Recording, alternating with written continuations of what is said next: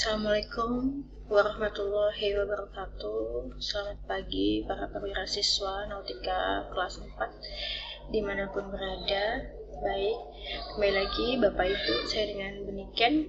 Untuk materi kali ini di video conference pembelajaran e-training BP3IP basis LMS ya, Learning Management System. Saya akan membawakan materi mengenai leadership and teamwork at sea, atau yang biasa kita kenal dengan kepemimpinan ya. Kemudian kerja tim di atas kapal. Baik, saya mulai Bapak Ibu. Yang pertama ya, untuk materi ini kita merujuk ke IMO Model Course 1.39 dan STCW 2010 di regulasi 1 section A5 strip 2. Untuk kepemimpinan di atas kapal, Bapak Ibu, memang kita diwajibkan untuk mematuhi perintah ya, dari nahkoda ataupun chief engineer ataupun senior officer lainnya. Nah, di sini seorang leader ya atau pemimpin mampu mengambil keputusan dengan cepat, khususnya dalam situasi emergensi atau situasi darurat seperti itu.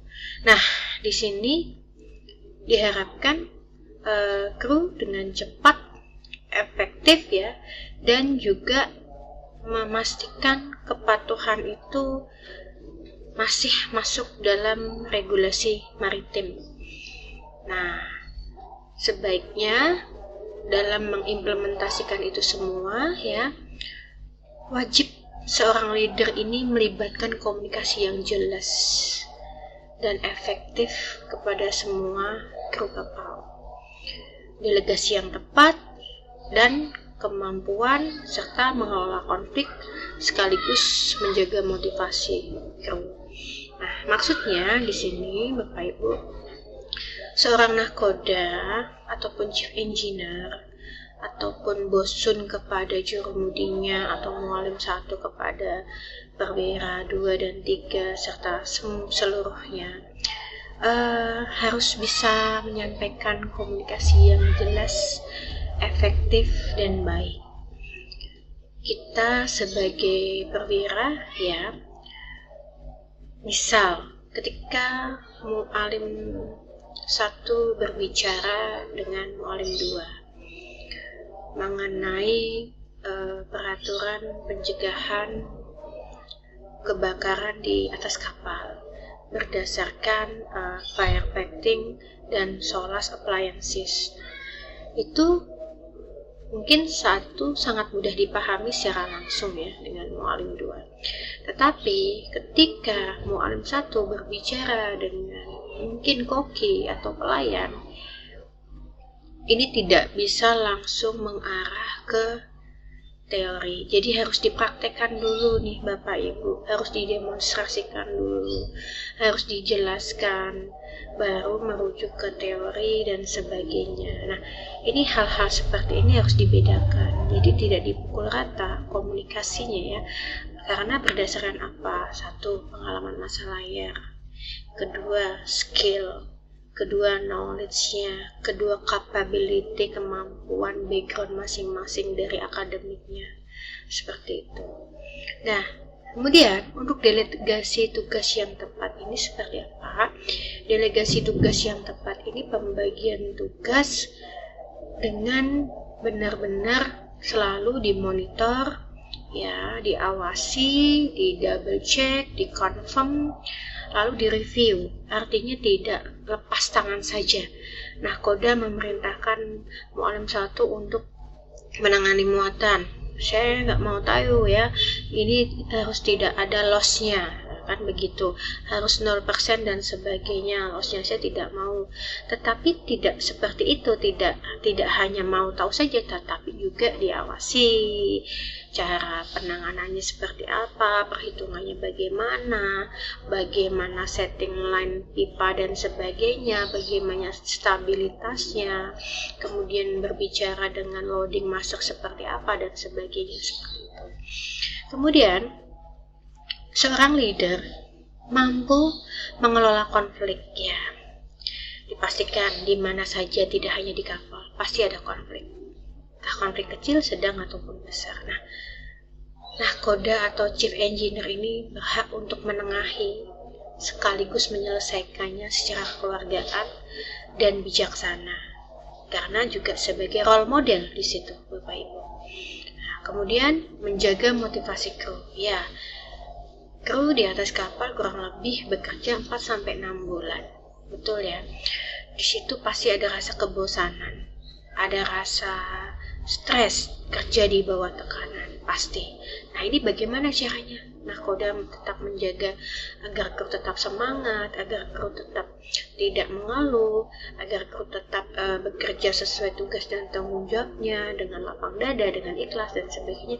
Ini juga leader ini sebagai motivator juga di atas kapal, seperti itu. Seharusnya seperti itu. Jadi memang seorang leader itu dia memimpin dirinya terlebih dahulu, baru setelah itu memberikan role model dan terhubung kepada yang dipimpinnya itu untuk mematuhi perintahnya, seperti itu. Nah, selanjutnya teamwork. Kita bicara teamwork itu berarti tim kerja. Kita lihat gambar yang di samping itu. Ada 3 officer. Anggaplah mereka sedang diskusi soal safety navigation. Nah, ini mereka harus mampu nih bertukar pikiran, bekerja sama, kemudian membuat kesepakatan, ya, sekalipun hanya di lingkup kapal itu sendiri, lingkup yang terbatas. Nah, justru di lingkup yang terbatas, tetapi bekerja di area pelayaran, yang dimana resiko-resiko yang tidak kita ketahui secara tiba-tiba itu harus selalu siap kita menghadapinya. Artinya resiko-resiko yang tinggi ini kita harus adanya contingency plan atau rencana-rencana yang lain jika menghadapi keadaan emergency.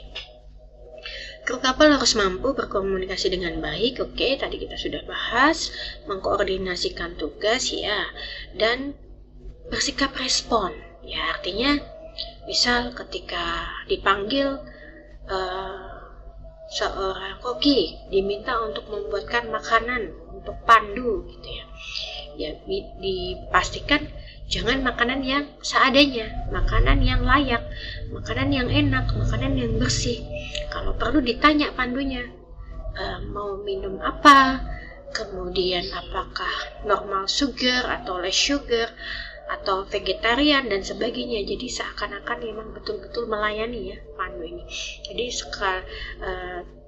satu di sisi satu responsif, di sisi satu betul-betul melayani secara penuh apa yang diinginkan pandu ini. Ini contoh ya. Jadi responsif yang benar-benar terjaga dan bertanggung jawab, sekaligus dilihat seorang pihak eksternal, oh ini koki yang bagus ini, koki yang berqualified nih, seperti itu. Kemudian menjaga kepatuhan terhadap prosedur operasional standar. Ya, karena kita masing-masing departemen itu mempunyai SOP-nya masing-masing. Dan setelah kita mematuhi semua prosedurnya, di situ biasanya wajib nih adanya kesadaran tanpa diperintah. Artinya ini harus timbul pada diri Bapak Ibu masing-masing, khususnya yang berhubungan dengan safety. Oke. Selanjutnya, baik Bapak Ibu, selanjutnya untuk kepemimpinan ya. Kepemimpinan di sini disebutkan pada dasarnya berhubungan dengan skill, kemudian communication ya, kecakapan, entah itu dalam hal pengetahuan ataupun cara penyampaian komunikasi, dan tingkat pengaruh yang dimiliki seseorang. Oleh sebab itu, kepemimpinan bisa dimiliki oleh orang yang bukan pemimpin. Begini maksud Bapak Ibu ya. Jadi artinya di sini kepemimpinan belum berarti ya dimiliki oleh seorang pemimpin. Karena arti pemimpin itu sendiri Bapak Ibu itu adalah seseorang pribadi yang memiliki kecakapan atau kelebihan khususnya di satu bidang. Artinya di sini dalam sebuah kelas, sempat tadi saya agak singgung ya mengenai ketua kelas, kemudian anggotanya, bahkan susunan organisasi dari kelas itu sendiri.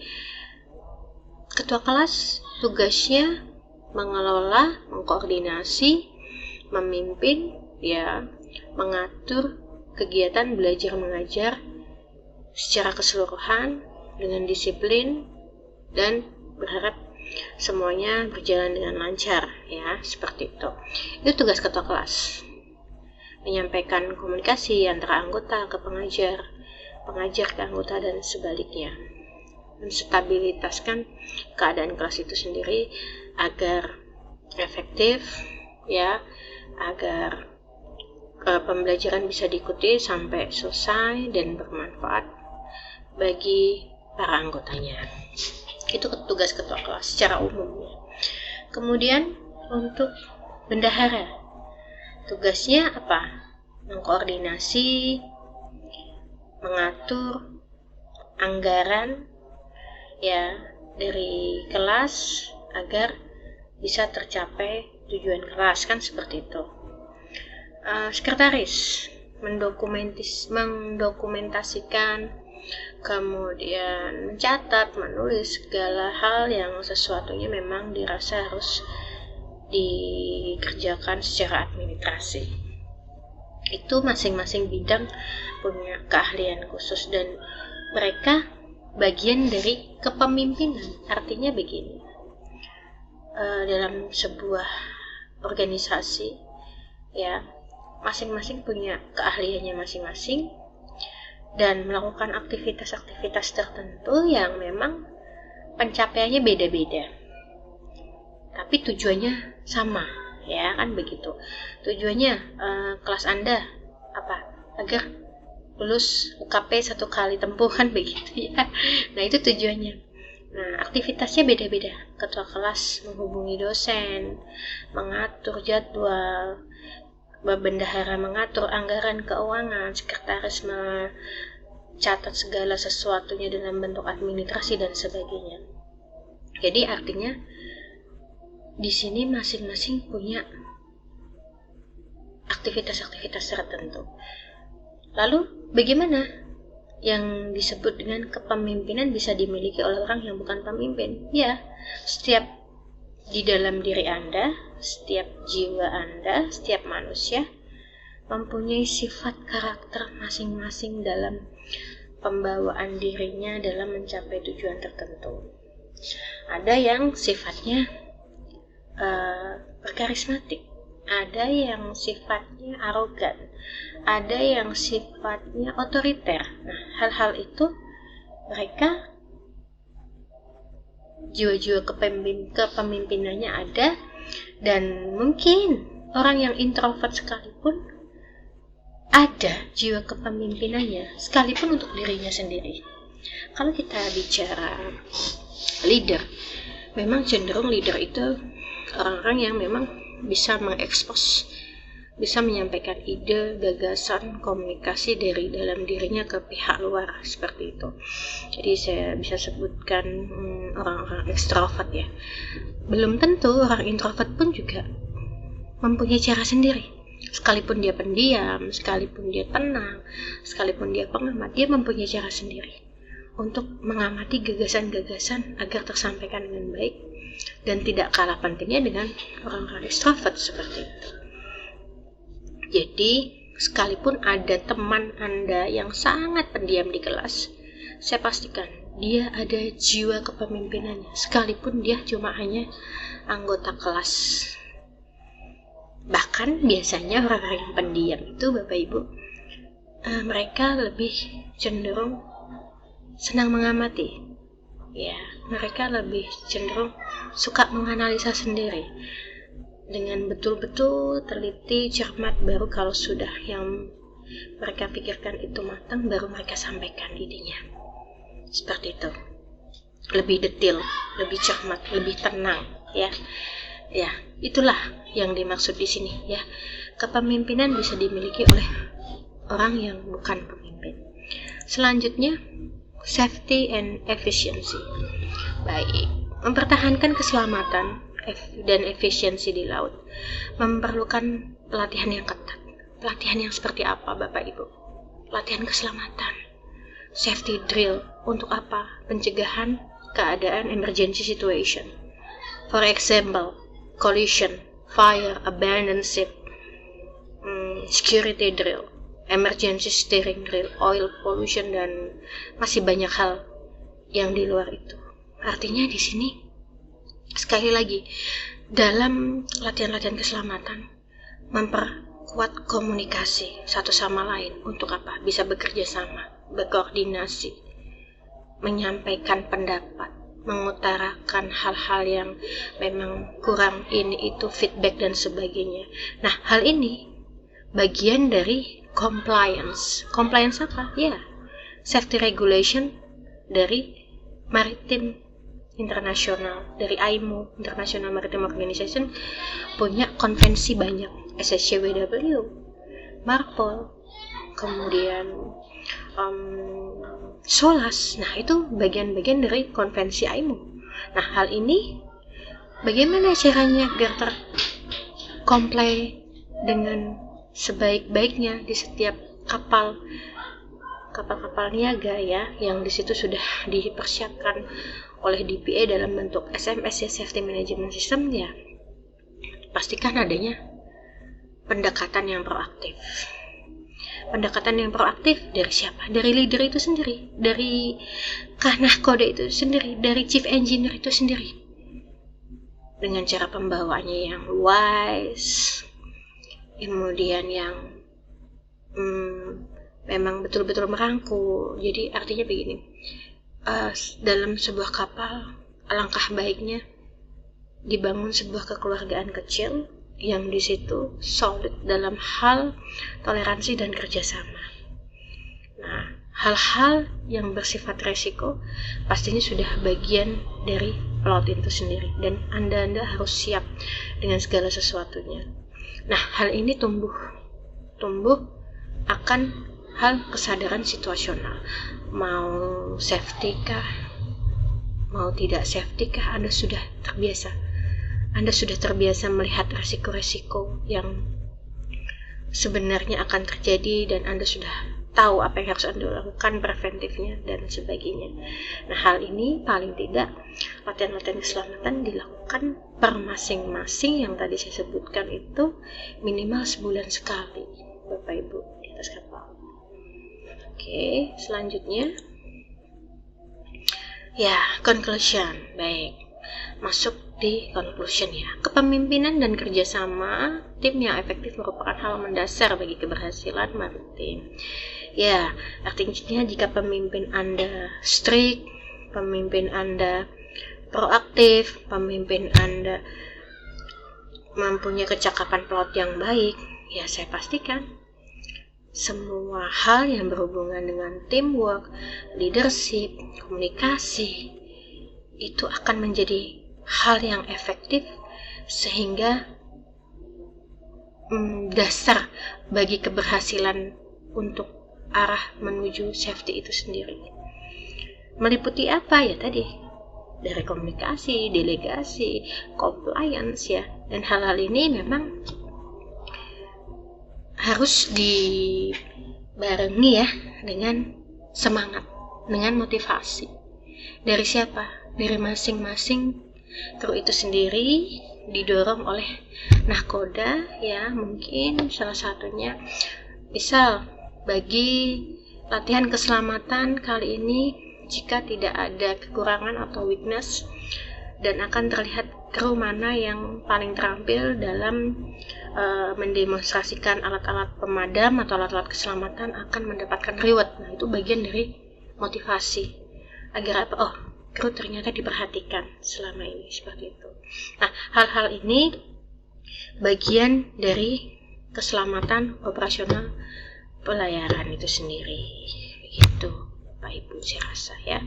Oke, Saya rasa untuk leadership and teamwork khususnya di area pelayaran ini, untuk pertemuan pertama ini dulu, dan jumpa lagi dengan saya di pertemuan selanjutnya. Sampai jumpa Bapak Ibu. Saya akhiri. Wassalamualaikum warahmatullahi wabarakatuh.